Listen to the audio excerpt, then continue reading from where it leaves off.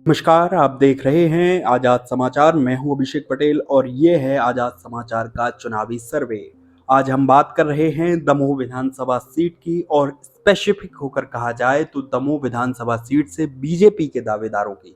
आगे बढ़ने से पहले इस विधानसभा के बारे में एक ब्रीफ इंट्रोडक्शन देते हुए कहा जाए तो ये सीट बीजेपी का गढ़ रही है, लेकिन साल 2018 के आम चुनावों में इस गढ़ में सैंध लगी और कांग्रेस ने परचम लहरा दिया। लेकिन 2 ही साल बीते थे कि कांग्रेस विधायक राहुल सिंह बीजेपी के हो गए, फिर उपचुनाव हुए और बीजेपी से राहुल सिंह की हार, यानी सीट पर कांग्रेस का कब्जा रहा, बस विधायक का नाम बदल गया। तभी से इस सीट पर बीजेपी में नेतृत्व को लेकर वर्चस्व की लड़ाई रही है।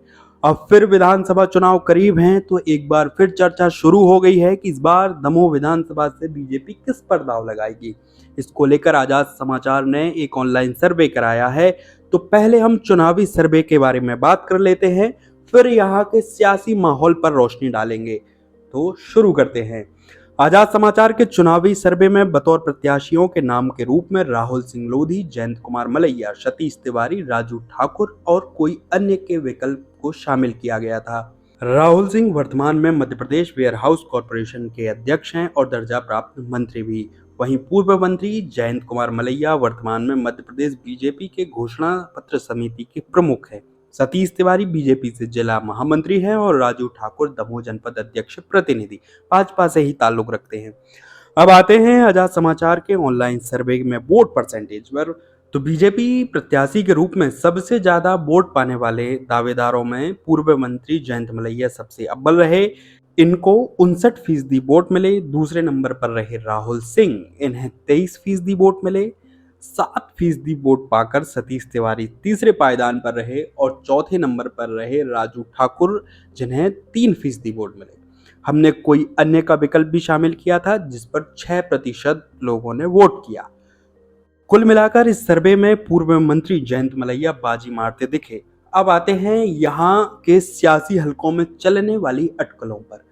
चूंकि हमारा सर्वे दमोह विधानसभा के बीजेपी प्रत्याशियों को लेकर है तो चर्चा के केंद्र बिंदु भी यही रहेंगे। दमोह विधानसभा से बीजेपी की तरफ से दावेदारों की बात शुरू होते ही लोगों के जहन में फिलहाल 2 ही खेमे नजर आते हैं। पहला मलैया परिवार, दूसरा हिंडोरिया का राज परिवार राहुल सिंह। वर्तमान में दोनों ही खेमों की तैयारियां जोरों पर हैं। चर्चा में तो यह है कि मलैया परिवार से इस बार जयंत मलैया नहीं बल्कि सिद्धार्थ मलैया दावेदारी पेश करेंगे। हाल फिलहाल में धूमधाम से बीजेपी में वापसी भी हो गई है, लगातार एक्टिव हैं, खुले तौर पर कह चुके हैं कि चुनाव लड़ने को तैयार हैं। भोपाल के सियासी गलियारों में तो ये भी चर्चा है कि पार्टी का नेतृत्व सिद्धार्थ की वापसी के लिए काफी समय से कोशिश कर रहा था। पहले वापसी की तारीख 26 मार्च 2023 थी, क्योंकि इस दिन भोपाल में राष्ट्रीय अध्यक्ष जेपी नड्डा का कार्यक्रम था। ये वही दिन है जब बीजेपी से निष्कासित नेता प्रीतम लोधी की वापसी हुई थी।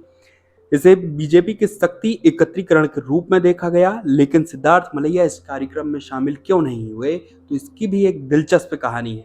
बीजेपी कवर करने वाले हमारे सूत्र बताते हैं कि सिद्धार्थ को भी इस कार्यक्रम में शामिल होने के लिए आमंत्रण पत्र मिला था, लेकिन सिद्धार्थ को यह आमंत्रण कार्यक्रम से 1 या 2 दिन पहले ही मिला था, जिस पर सिद्धार्थ ने यह कहते हुए सहमति जता दी थी कि अकेले वह इसका फैसला नहीं लेंगे कि पार्टी में आए या ना आए, साथ ही कार्यकर्ताओं से भी बातचीत करनी है, तो वापसी टल गई। फिर आता है दिन 27 अप्रैल का। सिद्धार्थ भोपाल पहुंचते हैं और बीजेपी में वापसी कर लेते हैं। ये भी कहा जा रहा है कि इस बीच कुछ शर्तों पर भी चर्चा हुई है। इसमें बीजेपी से दमोह विधानसभा की टिकट भी शामिल है। अब चर्चाओं में कितना दम है ये तो आने वाला वक्त ही बताएगा। सियासी धुआं है तो आग तो कहीं लगी ही होगी। बीजेपी की गाइडलाइन फॉलो होती है तो उम्र के फैक्टर पर जयंत मलैया की जगह जूनियर मलैया को मौका मिल सकता है।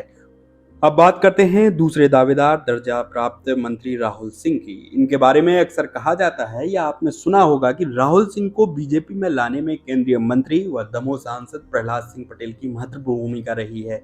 लेकिन इसकी एक दूसरी कहानी भी है। कांग्रेस में सिंधिया गुट की बगावत के बाद बीजेपी की सरकार बन गई। ऐसे में सवाल उठता है कि बीजेपी को क्या जरूरत थी कि राहुल सिंह बीजेपी में आए। तो कहा जाता है कि मुख्यमंत्री चाहते थे कि ऐसा माहौल बने और संदेश जाए कि कांग्रेस में अभी भगदड़ मची हुई है। राहुल सिंह के बड़े भाई भी पार्टी का दामन थाम चुके थे, तो राहुल सिंह भी बीजेपी के हो लिए। ये अलग बात है कि भरे कोविड में दमोह की जनता को उपचुनाव की आग में झोंक दिया गया।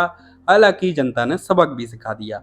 इस कहानी को बताने की एक वजह है। कहा जाता है कि राहुल सिंह जब बीजेपी में आए तो काला कमान ने राहुल सिंह को उपचुनाव में टिकट देने का वादा तो किया ही था, साथ ही अगले इलेक्शन यानी अभी 2023 के इलेक्शन में भी टिकट देने की हामी भरी थी।